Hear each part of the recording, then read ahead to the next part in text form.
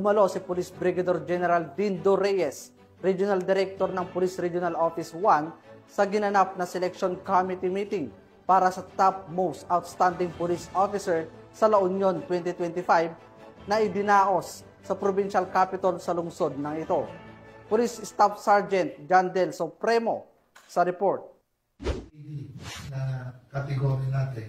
Dumalo si Police Brigadier General Dindo R. Reyes, Regional Director ng Police Regional Office 1, sa Selection Committee meeting para sa 10 Most Outstanding Police Officers in La Union 2025 na ginanap sa BAC Conference Room, Provincial Capital, lungsod ng San Fernando, La Union, nito lamang Agosto 27, 2025. Pinangunahan ni Police Brigadier General Reyes ang pagsusuri sa mga natatanging nagawa ng mga nominado, partikular sa pagpapanatili ng kapayapaan, kaayusan at kaligtasan sa buong lalawigan. Sa kanyang mensahe, hinimok niya ang mga kapulisan na huwag tumigil sa pagpapabuti ng kanilang serbisyo at palaging magsikap na maging huwaran sa kanilang tungkulin.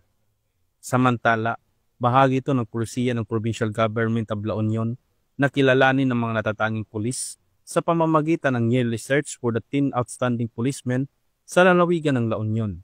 Isang patunay ito na ang sakripisyo at dedikasyon ng ating mga alagad ng batas ay patuloy na kinikilala at pinahahalagaan ng pamahalaan at ng mamamayan. Mula dito sa Ilocos Region, ako ang iyong PNN correspondent, Police Staff Sergeant Jandel Supremo, alagad ng batas, tagataguyod ng Balitang Pulis.